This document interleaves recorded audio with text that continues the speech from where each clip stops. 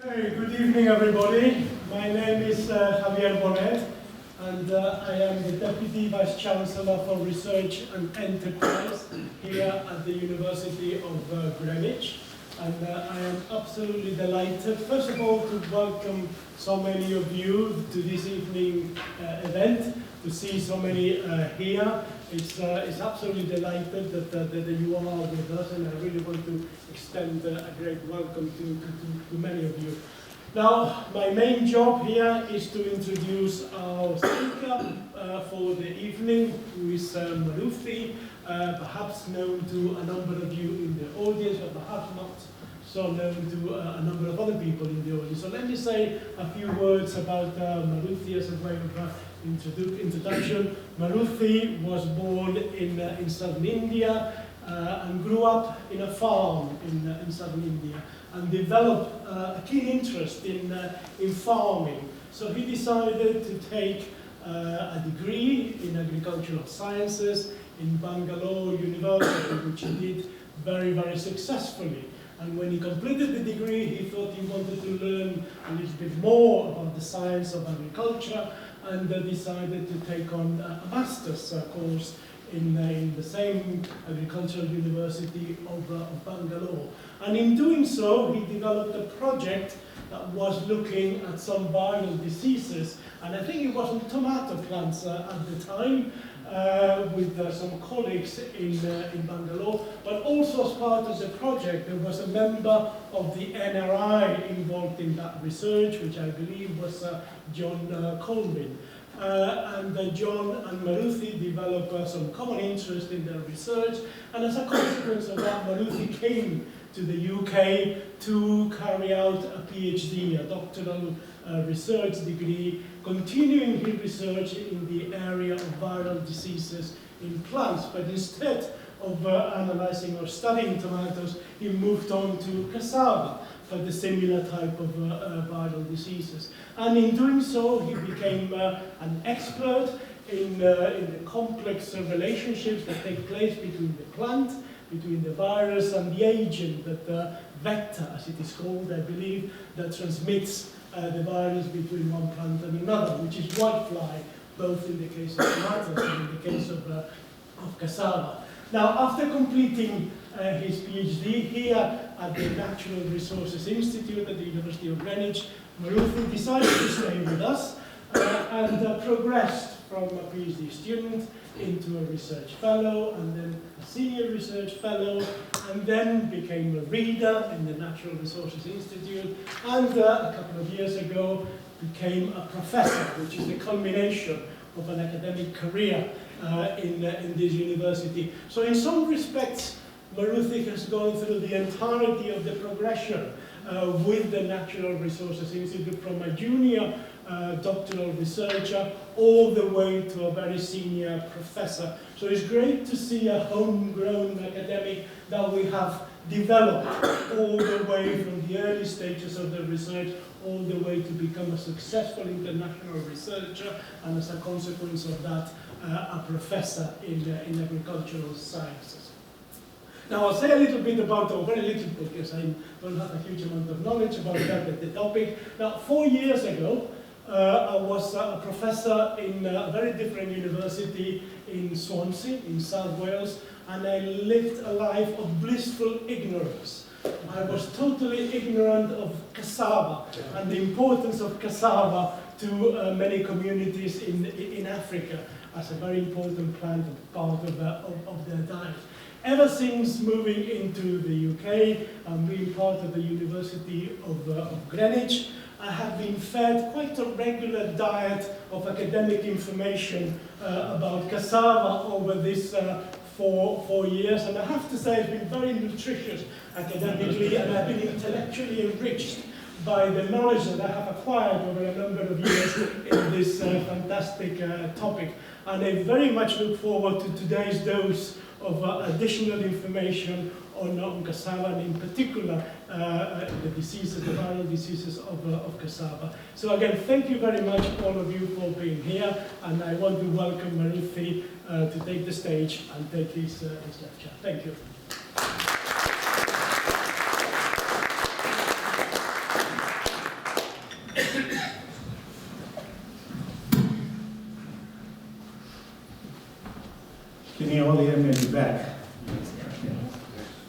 Thank you very much, Javier, for a very kind introduction. Yes, it's so good to see so many of friends from different walks of life here, from my badminton club to the ex-colleagues, who I actually had a lot of time doing this wonderful work. So in the next hour or so, I'm going to take you through effectively 20 years of my research on cassava, and the title is Waging War on Cassava Virus Diseases in Africa. Move here so I can see the title a little bit. This is basically, I put the title as Waging War because that's how you feel like when you're working with viruses, because they are so tiny and you kind of really don't see them with your naked eye. So, and also when you're actually working with one disease and you think you actually solved it, but you will have another virus disease that's come along and it's been continuing to cause the problem. So just a brief outline about the lecture is that I will tell you a little bit about what cassava is and its importance to global food security. And I tell you about CMD, cassava mosaic disease, cassava brown streak disease, CVSD, and the whitefly itself. And this disease, CMD, is caused by something called begamovirus. It's a DNA virus which is different from CVSD, which is called epimavirus. And they are both transmitted by this whitefly. It's called tiny insects called whiteflies. And I spent a little bit of time about explaining the epidemic that has taken place in Africa, understanding the CVSD epidemic, and then how, once we understood the epidemic, how we actually try to control the disease by going through this topic on how to control CVSD epidemic. And then I tell you a little bit about my other areas of work, which was actually not directly related to pests and diseases. So this is a little bit of a brief outline about the lecture. And this professorial lectures is as much as about the topics itself, it's also about the people who have done it and the professors themselves. In this case, I just wanted to tell you, like Javier was saying, where I got all this, my interest in agriculture. So I came from this tiny farming village in South India. This is a kind of typical setting of my village. Is farming community, and this is not me, by the way, this is my daughter trying to herd a water buffalo. So this is really a reflection of the kind of work I used to do and the setting I grew up with. And this is a typical family.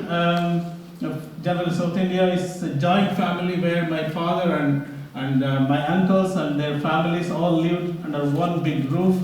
Tell you that if you're late for dinner by half an hour, you're not going to have your favorite dish. And if you're late by 1 hour, you can forget about the dish altogether. So this is me. If you haven't actually spotted me in the crowd yet, so it's quite a big family, and this is a kind of very special place for me. And this is the farm that my father developed. This is not my house, by the way. This is just a pump house, letting the water out. But I spent a lot of time really on this farm. The very fond memories of this farm. Here is growing maize, but we also had lots of other crops going. And for example, here one thing that was constant on the farm is that there is lots of work to do. There is lots of activities, and there are always people around you. So not just your own family, but also in this case, for example, daily wage laborers removing, weeding in a peanut crop. So I kind of had a very strong interest in agriculture from this background, and was quite happy to getting my hands dirty, whether it's actually trying to treat a stem borer of a plant here that we're growing, or actually eating mango picked up from my own mango orchard. So that was really how I kind of spent my time and growing up there. And this is where I, as I mentioned, started a very strong interest in agriculture, doing agriculture, and I wanted to become a farmer. So So to become a kind of a modern farmer, if you like, so it's no surprise that I joined the University of Agriculture Sciences in Bangalore. And while doing my degree, I kind of became more interested in studying more in agriculture. So I joined Masters in Agriculture for Masters and Plant Pathology, working on tomato leaf curl viruses and whiteflies under the guidance of this gentleman, Muniappa. And while doing that, working with him, I met this gentleman, John Colvin from NRI, who introduced me to basically to this topic on cassava, whiteflies and cassava virus diseases, and for PhD at NRI. So he effectively basically responsible for bringing me to NRI. And ever since basically I'm stuck at this place and cassava diseases. I also wanted to have a word here that these two people had the greatest influence on my career as a scientist. So coming to the topic itself, if you have not seen cassava before, this is how it looks like. Cassava is a hardy shrubby plant that grows to 8 to 10 meters tall, 10 feet tall rather. And these stems you see are the material that you can propagate, use it for propagating the next crop. So these are effectively like seed, stem cuttings. So the disadvantage of that is that if the plant is infected with virus, the disease will get propagated by using that infected cuttings. The healthy plants do produce a very rich, large tubers rich in carbohydrates that people use for food. Cassava is both a food security and income crop for a lot of people around the world. It's consumed directly by cooking and eating. It's used in making flour, and that is used in various products, bakery products. It also has lots of industrial uses. It's used as a starch and in ethanol production, as well as biofuel, and more recently also in making beer.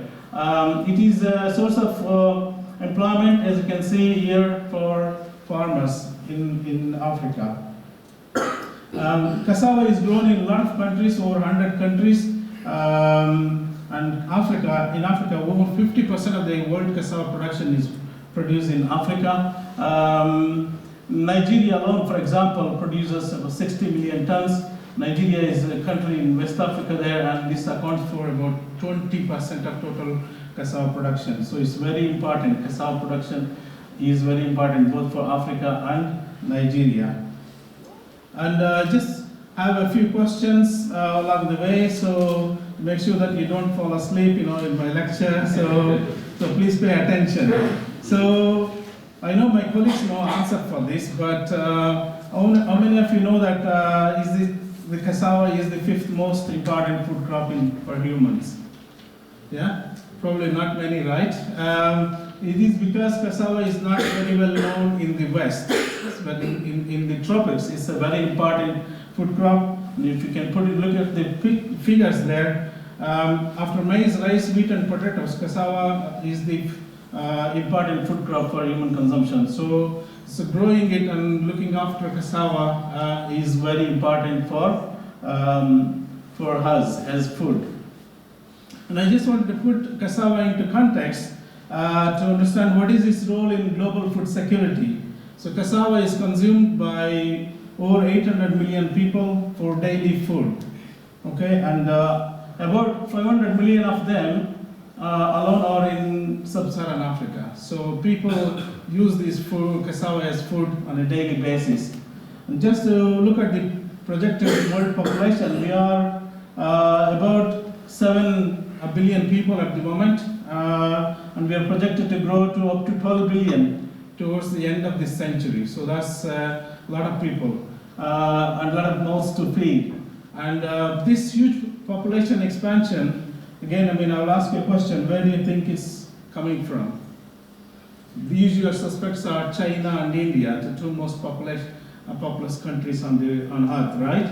So, but in fact, if you look at it, Towards the end of the century, the population of China and India, which is actually represented as Asia here, is going to decline, the green line here. Whereas the population of Africa, look how it is actually increasing. There's going to be a massive growth, increase in the population in Africa, whereas the rest of the world, either it's actually declines or remains stable. Okay, so just so if you look at the role of cassava in African food security, in Africa, the population is projected to quadruple by the end of the century, and see the parallel of the cassava is the second most important food crop for that continent, and people are actually using and used to eat cassava on a daily basis.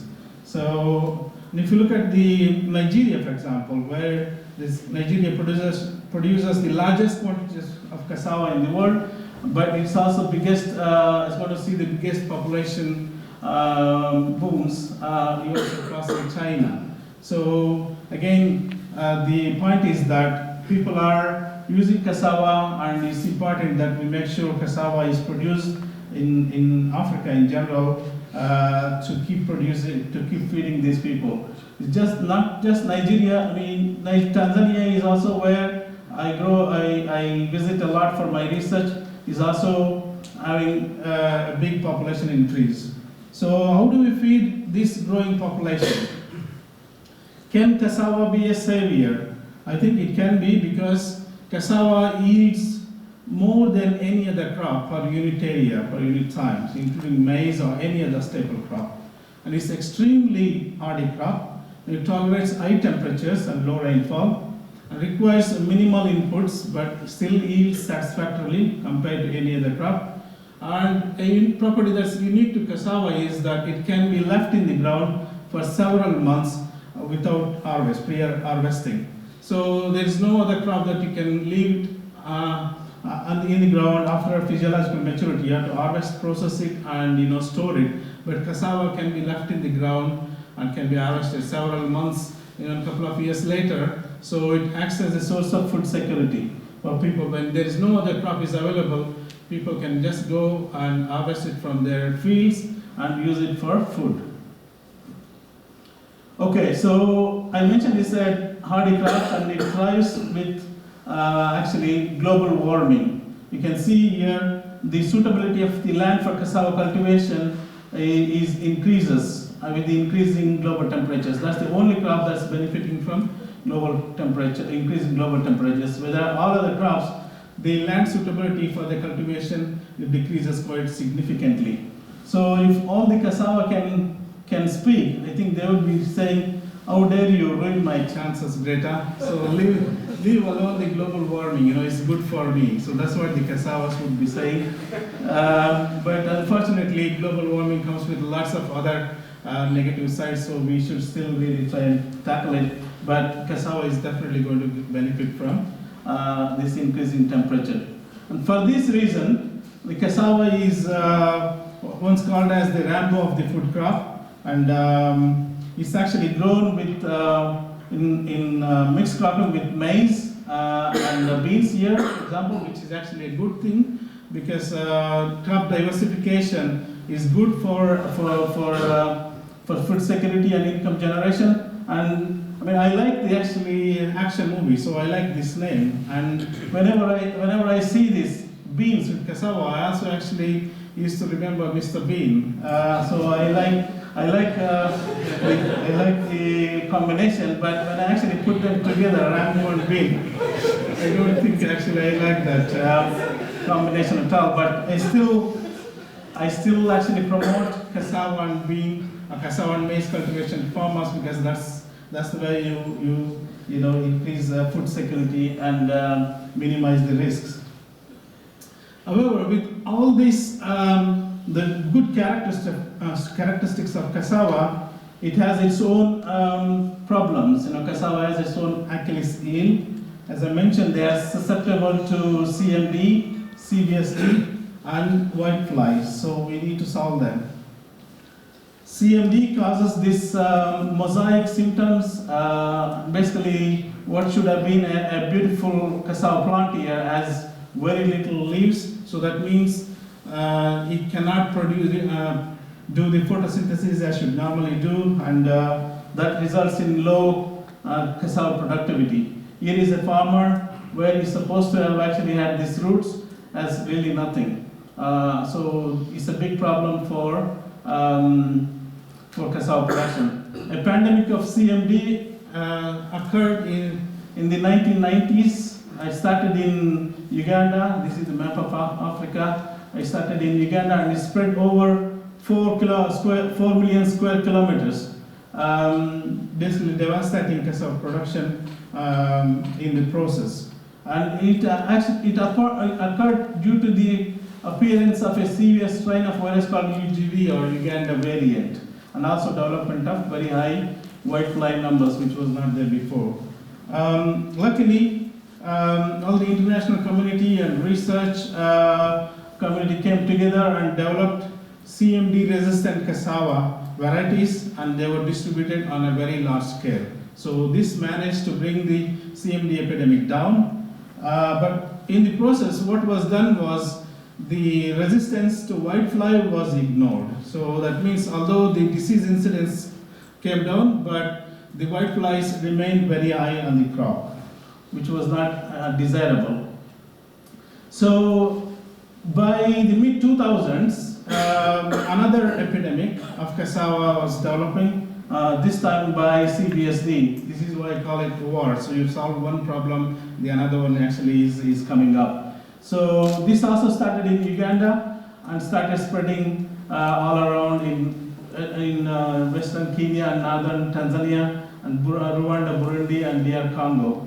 CBSD, by the way, was endemic, or it's been there since the 1930s in this region of Africa, but this is the first time it came on the highland areas. And the disease produces this kind of milder symptoms on the leaves, not like mosaic where the leaf was completely deformed. And the losses are huge on the continental scale.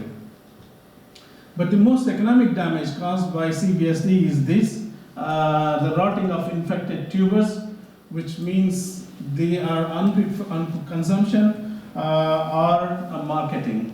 So that's why CBSD is the greatest threat to food security, because farmers are finding it difficult to identify the disease when it is in their farm, and the root symptoms are not visible until harvest. So this lady could be actually, she has harvested one cassava plant, probably taking it home for cooking for a meal that night and not realizing that it could be infected with the CBSD. And when she takes it home and cuts it open, she could be seeing symptoms like this. That means, they have to go back and harvest more plants or rely on other food crops. So CBSD is a big problem for food security in Africa.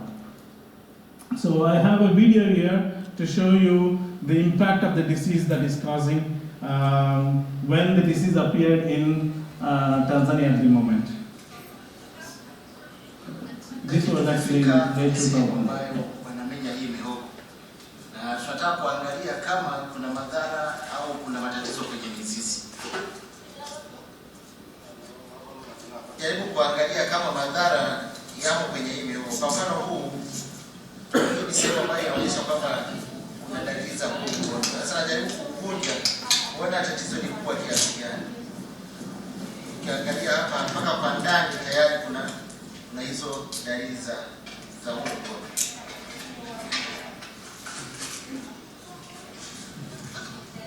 Kweli mihogo ina madhara.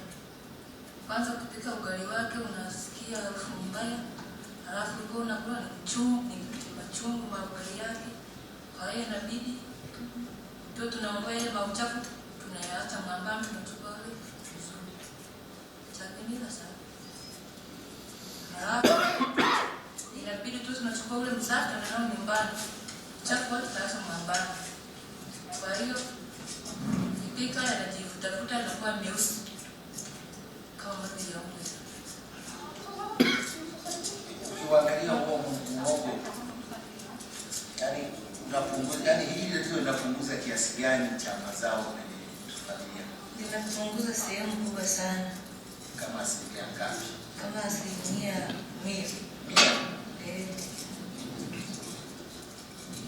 hayo makadirio. Unapokula Utapata na tatizo ya tumbo, labda kuharisha na nyongo hii, haya ni machachu haya.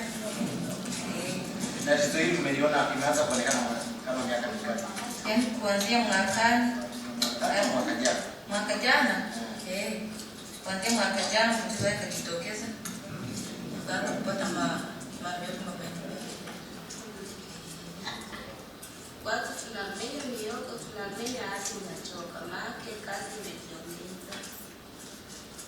Kwa kumenya mioko, unatoa uchafu hayo yaliyooza, unaweka pembeni, unachagua masafi, unaweka pembeni.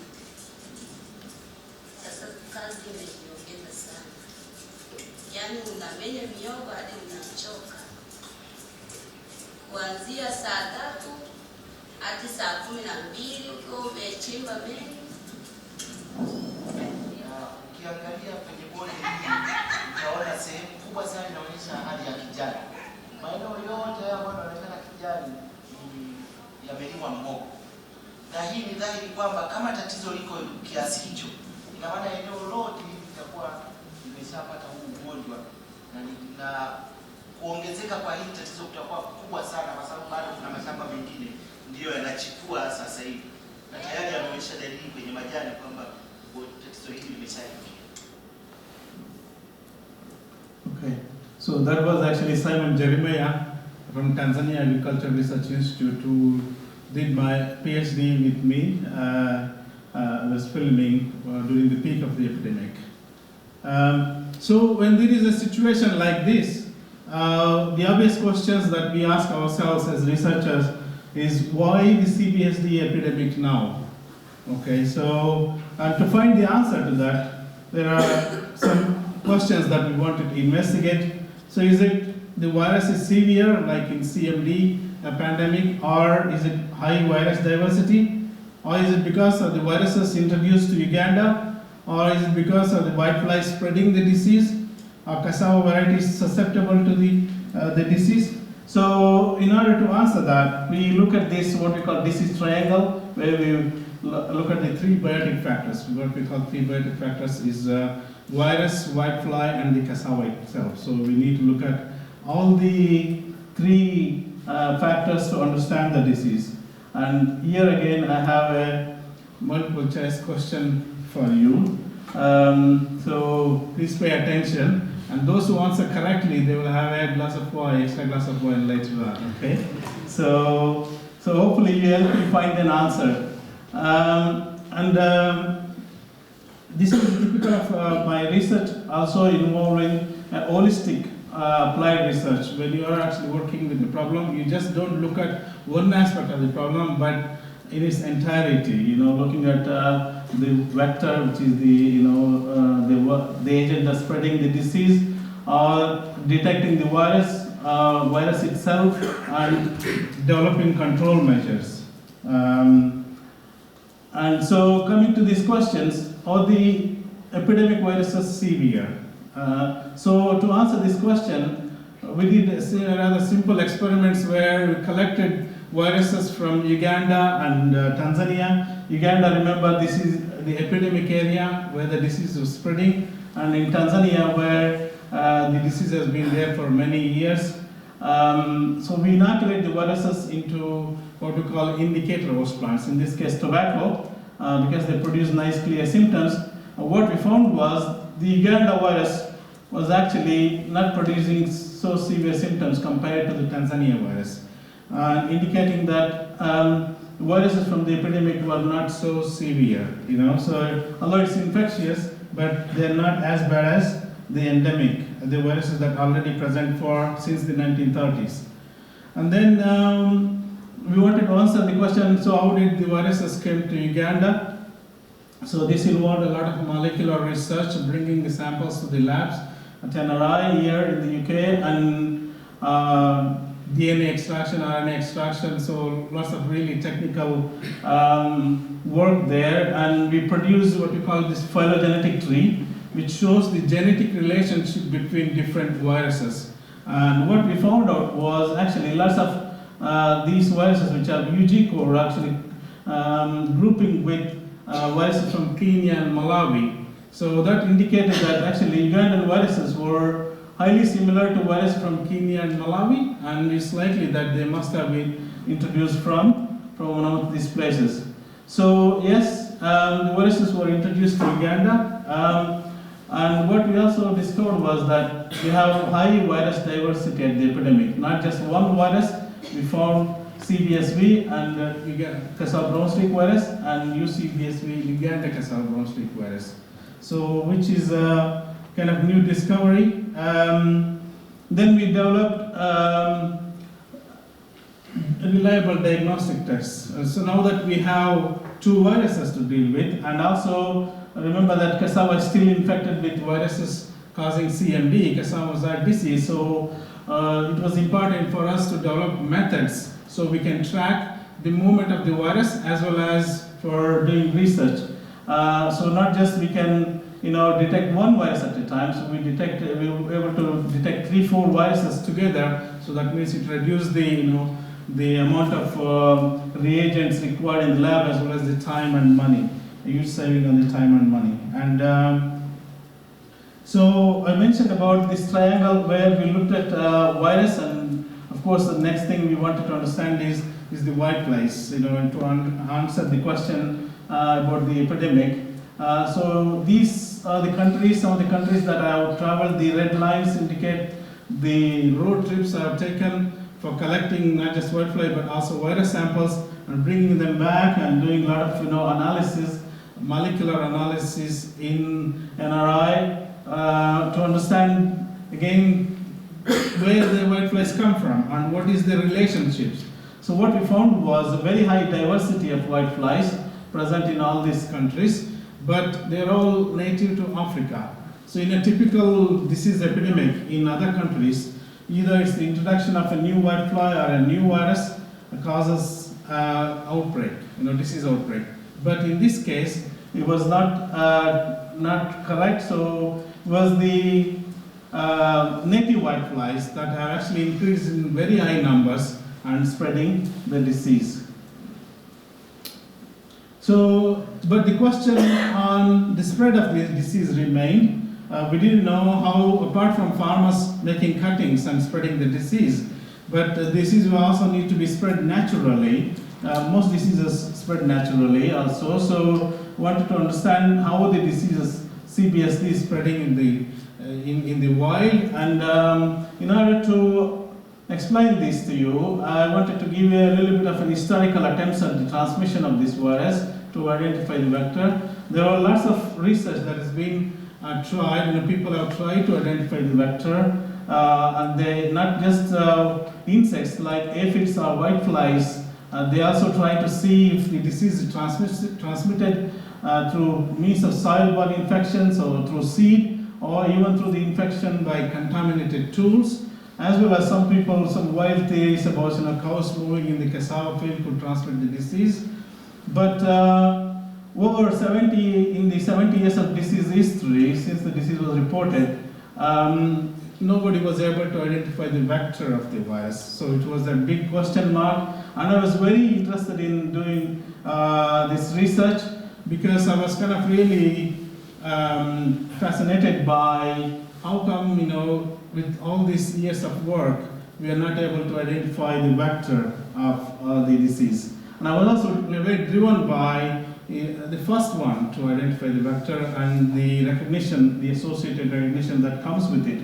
So I did really a lot of experiments over 2-3 years in the laboratories of NRI, not just whiteflies, but also used whatever I can find, the insects, on the cassava plants, and as well as try and repeat some of the experiments that was done before. And all I wanted to do was, transmit the virus from this disease-looking leaf through whiteflies onto a healthy plant. So it's supposed to be very simple, but after 2-3 years of hard struggle, I had zero success. I tried all kinds of combination of experiments, but not able to do not able to show it. And maybe, I don't know, I was thinking I should have probably, should do the experiment to standing upside down or something. Otherwise, there was nothing else I could have tried. But only thing I could do was persevere, and as I mentioned, I wanted to be the kind of the first one to identify the vector for it. So I continued to do the experiments, and one final day, somebody answered my question. So when I had my eureka moment, when I was able to see these kind of rather not so exciting symptoms. CMD symptoms are very obvious and very exciting to see, but these are not so exciting, rather mild symptoms. But these are the signs of the transmission, signs of CBSD symptoms, early symptoms. So when I saw this plant, I was really happy and excited, and because for the first time, I was able to transmit the virus from an infected plant to a healthy plant using an insect. So this is a major kind of discovery, and I ran to these two gentlemen, Rory Lux and Mike Thresh. They were the experts on CBSD and cassava, to show it to them. So I wanted them to witness it. So somebody actually has to witness it. So they came and confirmed that, okay, this is indeed CBSD, you managed to transmit it for the first time. So that was really a great kind of breakthrough in a way in my career. However, as always in research, success is short-lived. You always have something else to solve. And when I actually obtained the final results, I was only able to show the transmission rates up to 20%, which was quite low compared to the levels of transmission you see in the field. We can get up to 80-90% easily in the field conditions.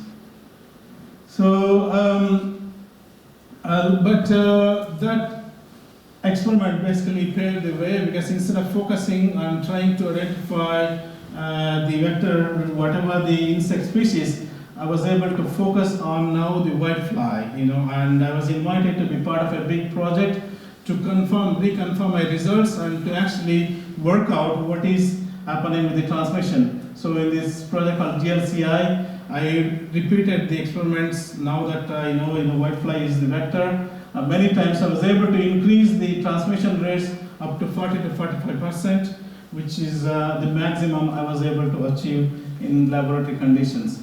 So this came to the conclusion that yes, virus can be transmissible with whiteflies, but not with high efficiency. In other words, this virus is transmitted with low efficiency. And we wanted to see how the disease spreads in the field, so we designed an experiment in Tanzania where we planted basically disease plants called spreader plants, and we released lots of whiteflies on them. The spreader plants have lots of beautiful symptoms of the disease, and a couple of weeks later we planted lots of healthy plants and we waited for disease to spread. This table here shows the levels of disease spread over 6 months period, and basically the disease spread only up to 17 meters, which is kind of quite low rates of transmission for most virus diseases. If you're wondering, okay, the disease spreads so low in the experimental condition, why it's so high spreading fast in the fields, especially in the epidemic area, it's because of these culprits. There are thousands of whiteflies present on cassava. So in our experimental phase, if we use 100 plants, we're going to kill the plant because of too many flies feeding on them. But in the field, thousands of whiteflies, and they keep circulating and re-inoculating the plant, leading to the epidemic. So now, I mentioned we worked on virus and whiteflies, and another important parameter to look at was the host plants. What is the role of host plants in the development of CBSD epidemic? So to answer these questions, we collected lots of cassava varieties from these 5 countries which are most affected, and these were the best varieties in terms of resistance to the disease. And we brought them to NRI and looked for the incidence of the disease in them, and you can see a lot of them were still carrying the virus. So even the best cassava varieties were highly susceptible to the disease. So that is led to the conclusion that okay, cassava varieties are susceptible to the disease, and maybe that's why we are seeing the epidemic. So here is the multiple choice question that I asked you earlier. So what do you think the answer is? Is it because high virus diversity at the epidemic? Or B, is it viruses were introduced to Uganda? Or is it because whitefly spreading the disease due to high in numbers? Or is the cassava variety susceptible to the disease itself? Or is it because all of the above answers? E? Yeah, okay, that's good. Yeah, it is indeed E, because without the introduction of the virus to Uganda, and without the presence of high whitefly populations, and without the presence of susceptible varieties, the epidemic would not have occurred. So this is a classical example of you need all three combinations of virulent virus, vector that can carry it in large numbers, and the presence of susceptible varieties.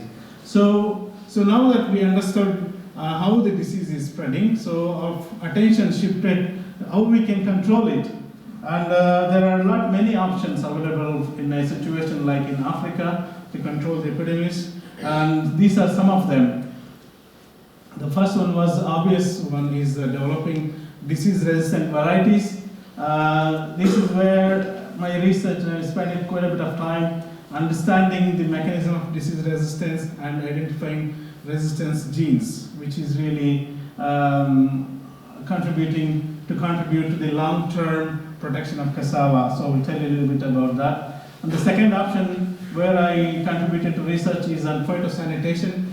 Phyto means, you probably all know, is plant sanitation is clean. So using clean plants can also contribute to reducing disease incidence, the spread of the disease, especially because in the absence of large whitefly numbers, where the epidemic is not present at the moment, you can plant healthy cassava plants and control the disease. And this is because of the results from the transmission experiments that we did. And then whitefly control. Again, I contributed to work on identifying cassava varieties resistant to the whitefly itself, as well as using some novel approaches like using bacteria for whitefly control. I will tell you a little bit about each of them. So we obtained these cassava varieties from 5 affected countries, grew them in our glasshouse, quarantine glasshouse. This is the glasshouse right in this campus. And we use a technique called graft inoculation for testing for virus resistance. Here is the grafting. You take a cyan from an infected plant and you graft it onto a healthy plant, and you wait for some time and the plant shows symptoms. And get infected, showing symptoms. And in susceptible variety, this is the kind of symptoms you see, the severe leaf symptoms as well as the root symptoms. Whereas in a resistant variety, they still may take infection, showing mild symptoms in the leaves, but in the roots, there won't be any damage. So this is what the farmers are looking for. So not only we observe these symptoms through visually, by human eye, which can be quite subjective depending on who is scoring the disease, but we also develop very sophisticated and accurate molecular techniques called real-time PCR, where we can measure the concentration of the virus within the variety. So that will give a more accurate analysis of the disease resistance. And using that data, what we can do is classify these varieties into resistant, susceptible, tolerant, susceptible, and highly susceptible. So this kind of information gives very high levels of confidence for us to recommend these varieties for cultivation to farmers, as well as using in research later on. So I mentioned I'm interested in looking for resistance genes and understanding the mechanism of disease resistance. This is quite a complicated slide because the plant defense is quite a complex process.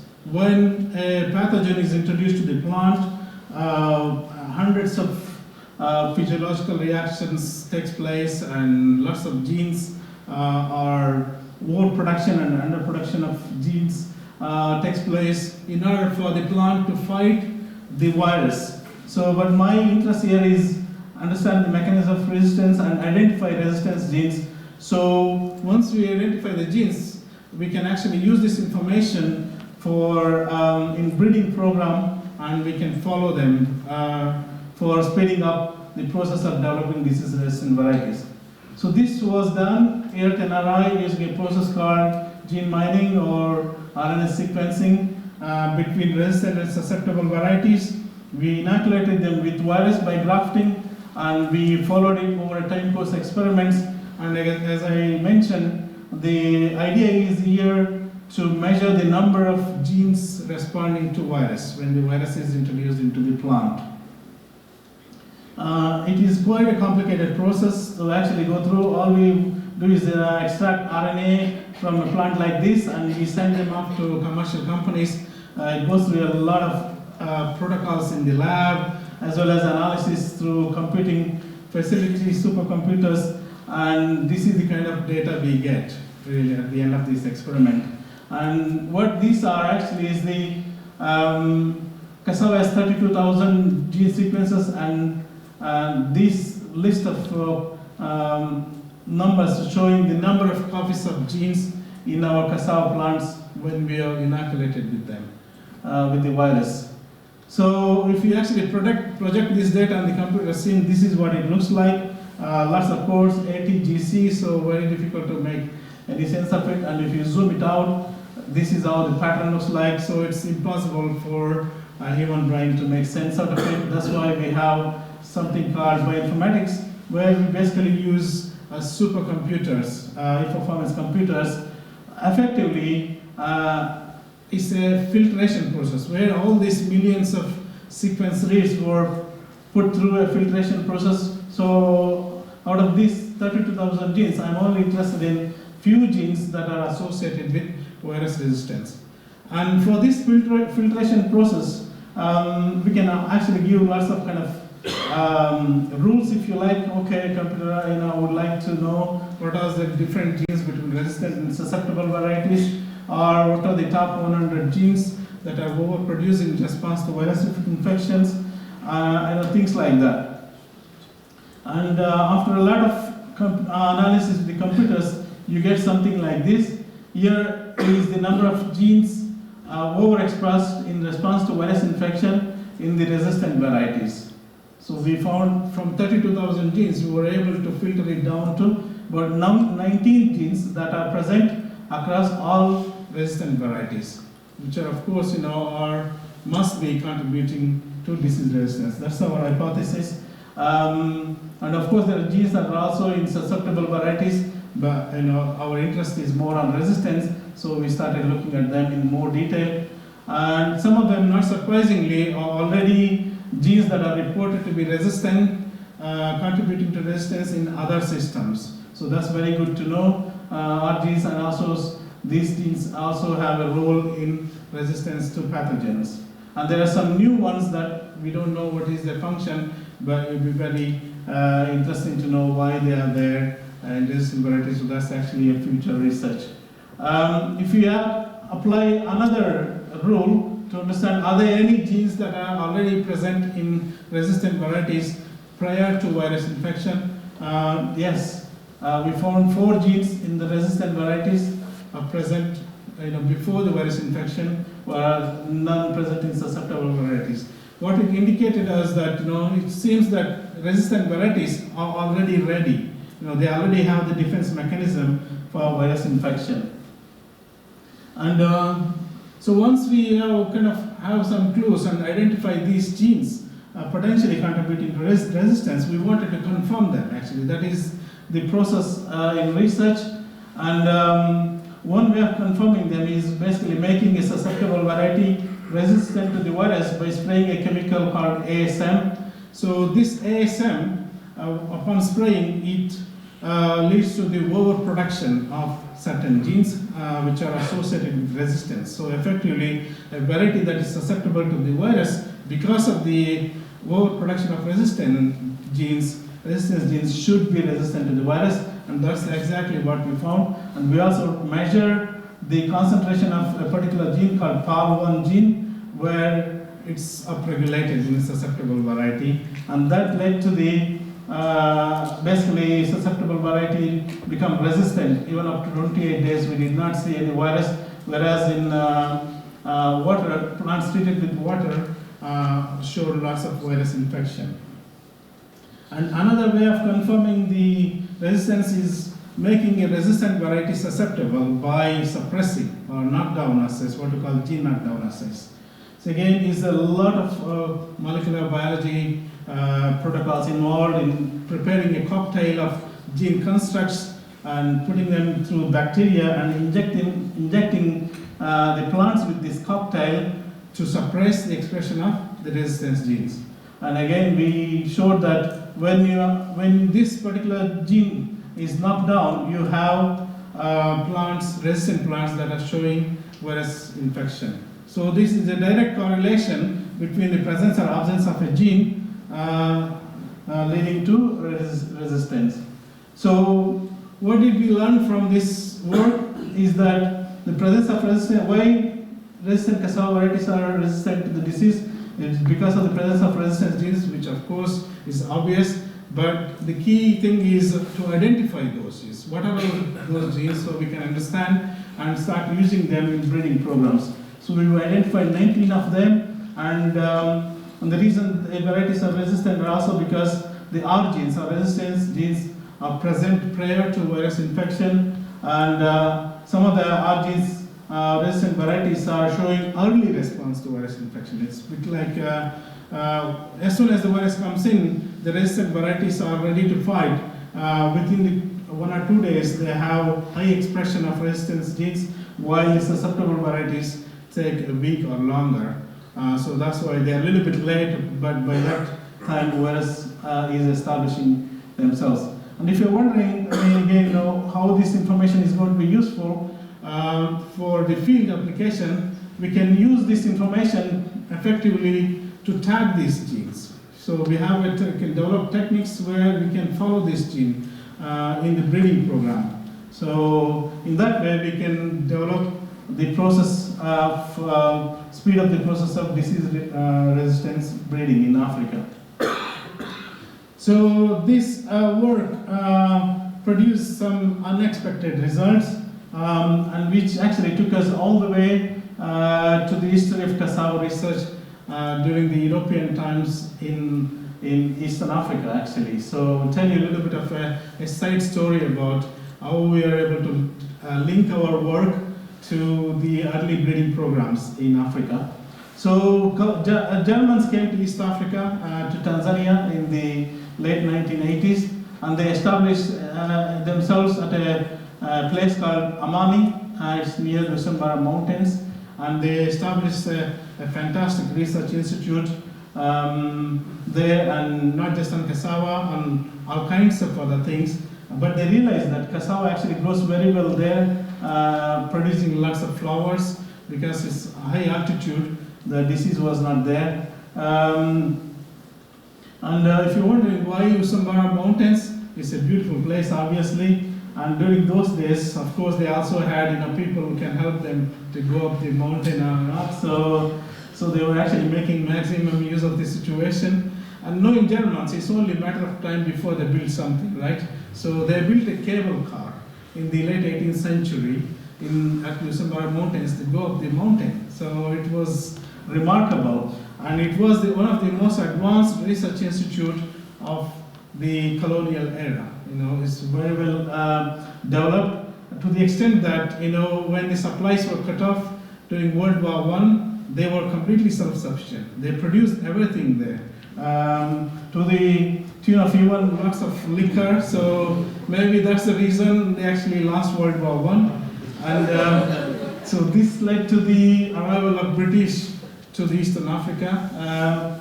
And this was the actually most significant period for cassava research, where these three gentlemen, Story, Nichols, and Jennings, I had the good fortune of meeting Jennings. He's actually only from a village near Maidstone, who did remarkable work on cassava breeding. What they did was, they looked for resistance, and they found that something like this, the tree cassava was highly resistant to the disease, but of course they had no root, no tuberous roots that they can use. So they decided, okay, we're going to cross between this and the cultivated cassava to transfer the resistance genes from not just the cassava, lots of other species. And this was one of the extensive research program that was done, and it's impossible to do these days because of the constraints, with commissioning, with funding and all that. But they did a lot of work and developed a very high-yielding cassava which is resistant to the disease. And fortunately or unfortunately, we didn't know actually, we are using the same varieties in our breeding program, in our research at NRI. Because these varieties survived all those years, and when we did the DNA analysis, the DNA is obviously conserved from generation to generation. What we were able to show was this part of this highlighted in orange green, the part of the genome, cassava genome in the cultivated cassava comes from the tree cassava. So, which is obviously the part that is resistant to the disease. So now that we are able to identify these regions, we are able to use this information in developing disease-resistant varieties and transfer this to the other farmer-preferred cassava varieties. So that's a kind of a little bit of a side story, but very useful side story to know how the disease resistance came in there. So moving on to the next control option is phytosanitation. Here where I was able to contribute to the research on curing cassava from virus infections and using tissue culture and lots of therapies.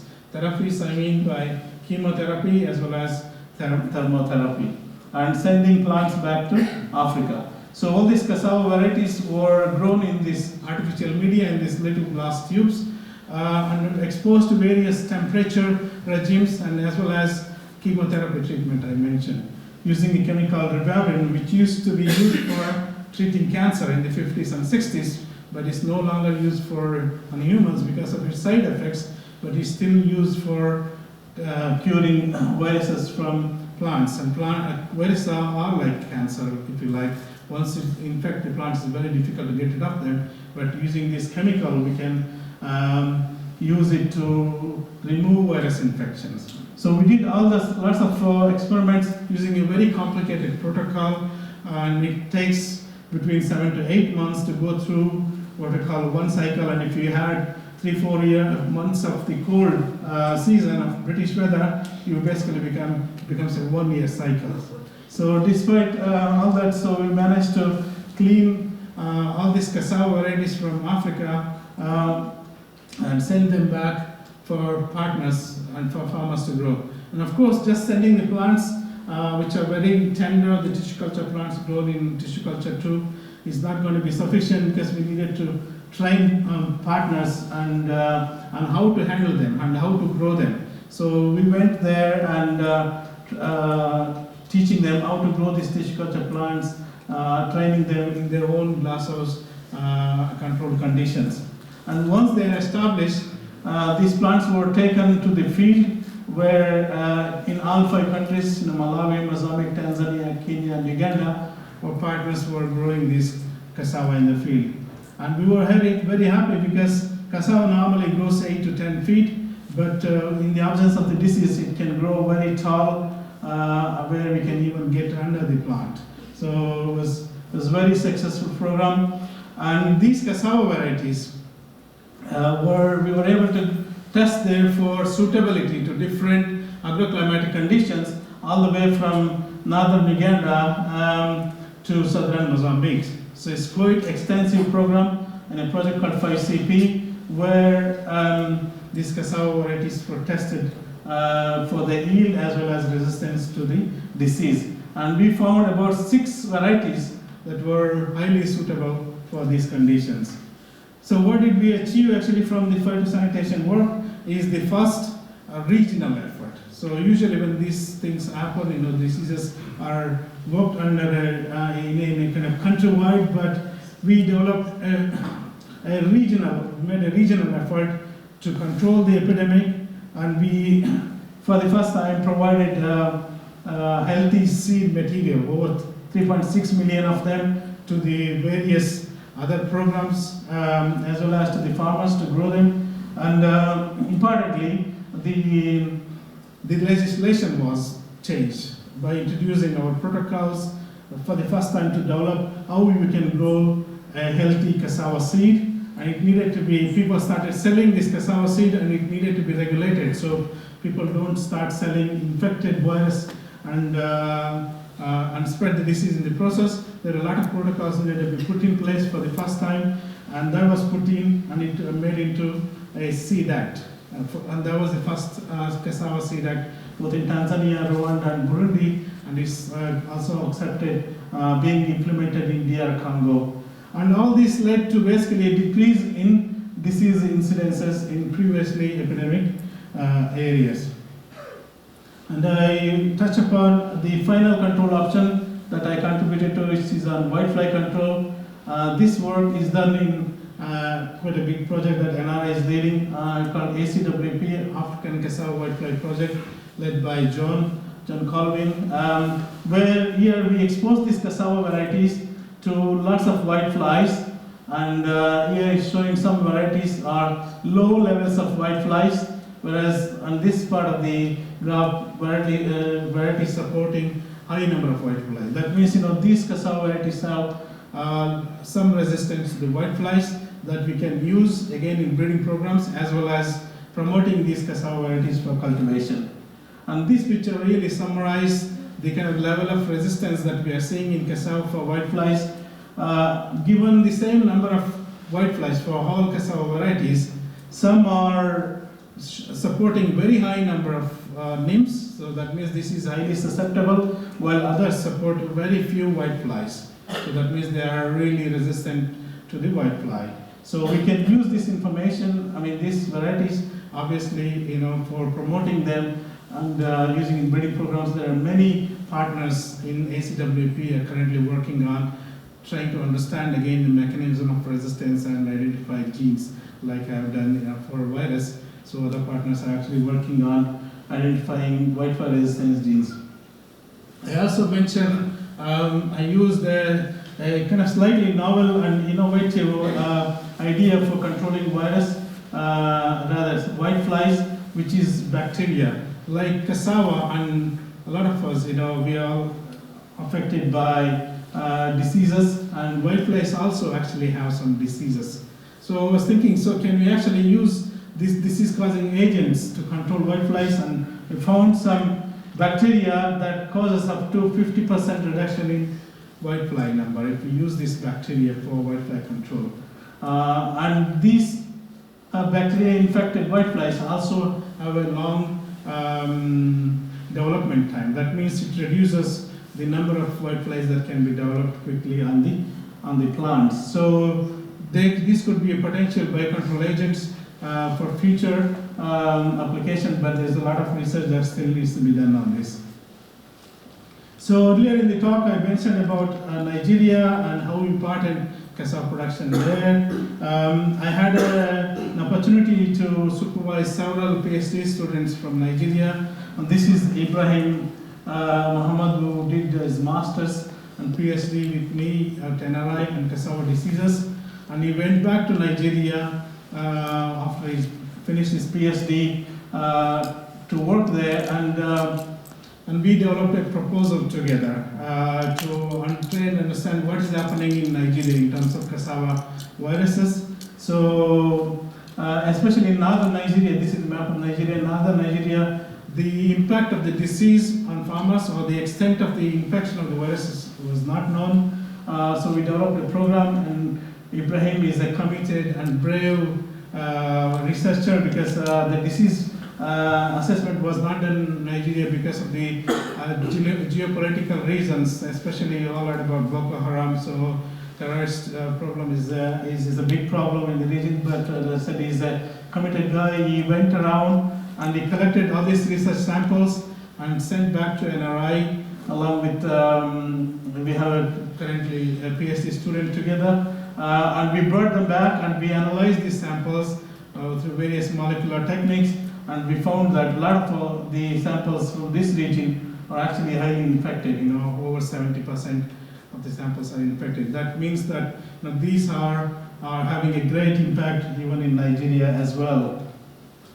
And I wanted to mention that capacity building and transfer of the technologies that we developed is a big part of my research programs. I'm really keen that whatever the advanced technologies that we use, whether it is PCR for diagnostics or the gene mining technologies, I want to make sure that these are transferred to the people on the ground in Africa. So this is one of the examples where the laboratory of Ibrahim, where it's a nice big laboratory, clean laboratory, but there is hardly anything in there to do research.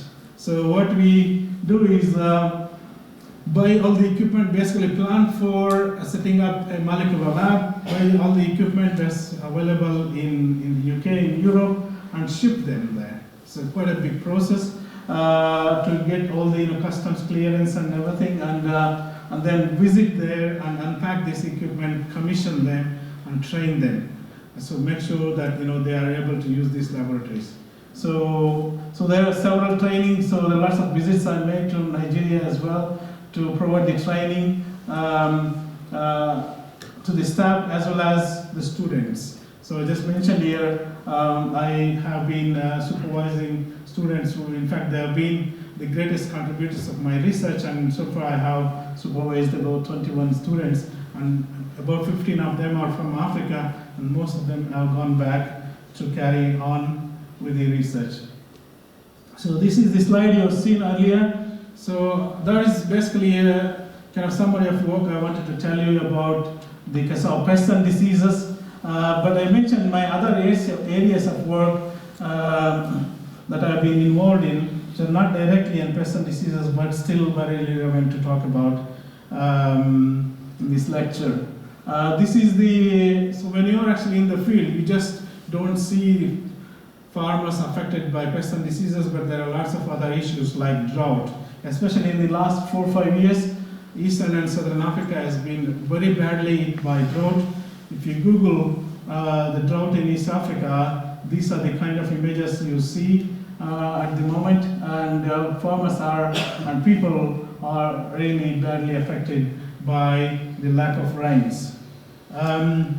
There's a huge food security, food losses, insecurity, because farmers like growing maize, but unfortunately maize is very badly affected by droughts. It's one of the highly susceptible crops for drought, so this is the kind of seeds which you see in many countries. So that means there is not enough food, and I thought, okay, cassava is such a hardy crop, it's extremely tolerant to high temperatures and low rainfall, so why can't we promote cassava in the maize grown areas? So we came up with an idea where I want to transform this kind of situation into this, and in a project that is recently funded by the African Union, a project called Dual Cassava Project, where we started shipping the cassava varieties that are resistant to diseases and free from disease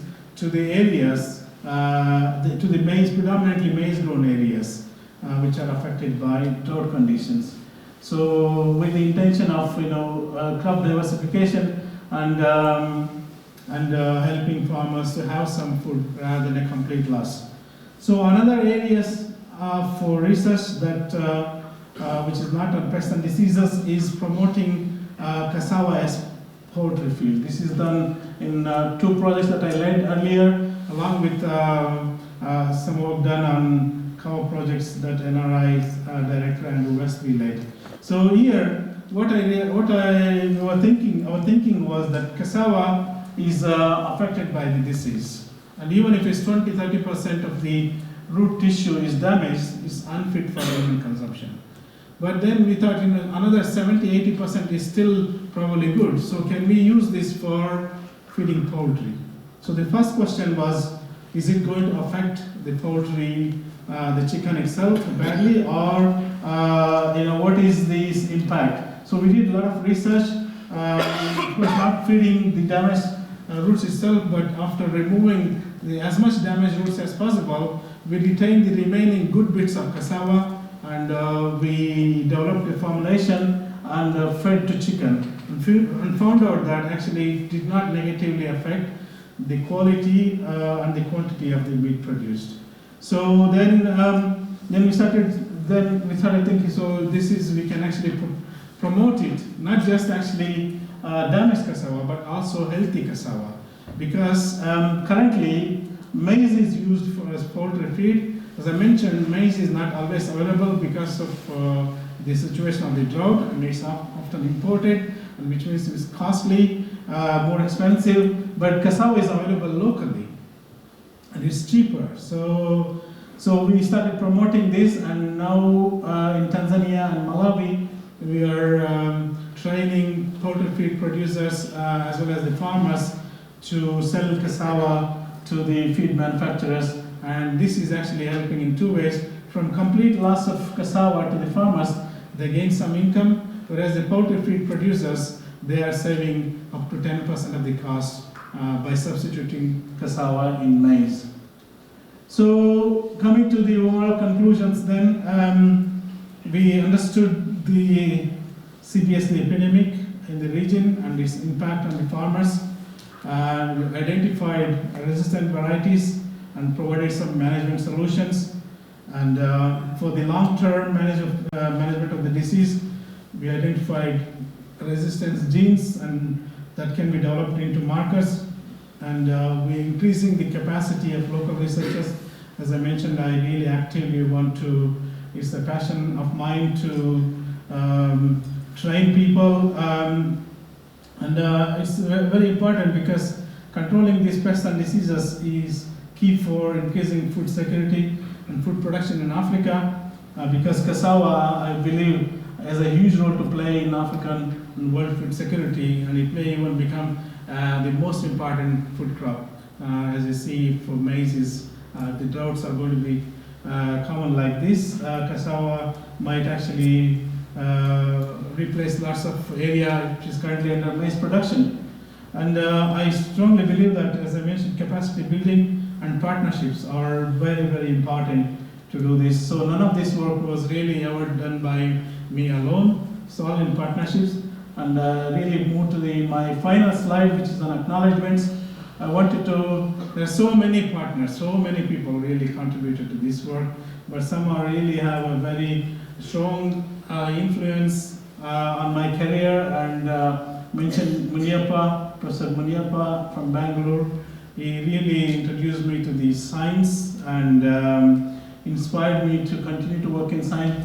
John really brought me to NRI, and as I said, I seem to have been locked up ever since. I have not left NRI and to cassava. And then these two guys, Rory Lux and Mike Thresh, through their interactions and advice, and they really inspired me, as well as providing work initially to do the virus transmission work.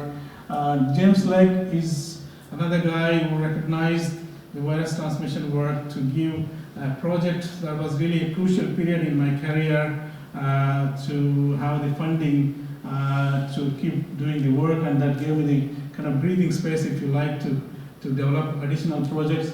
And Jeffrey Makamilo is the current Director General of Tanzania Agriculture Research Institute, with whom I have developed very strong collaborations to implement a lot of activities in Tanzania. And there are really so many partners that have contributed to all this work, so which I would greatly acknowledge. Of course, without the money, none of this work can be done. Bill and Melinda Gates Foundation, African Union, and European Union, they provided funding source to do this work. The University of Greenwich itself provided lots of opportunities, whether through seed funding or through PhD students, for me to be able to carry on the research. With the risk of actually missing out on some names, I want to mention colleagues present and past, actually, who have contributed to my work, NRI colleagues who make my life, really everyday life, a lot easier. Mark Fennell, Heather, I don't know if Sharon is here, Caroline Troy, Sophie contributes to my research. Natalie has been a great supporter of me since I have been here. So many more really. We've been really doing contributing to my research, as I mentioned, and students. They're basically like engines of the projects, if you like. So without them, none of the work in the lab or for that matter in the field can be done. And of course, last but not least is my family. So I often, as we are many of NRI staff, we are often travel to Africa 2-3 weeks. So my wife Rekha really big thanks for her to sailing the ship, if you like, when I'm not at home. So, and of course, thank you all very much for listening, and many of you, all of you, making it here tonight. Thank you very much.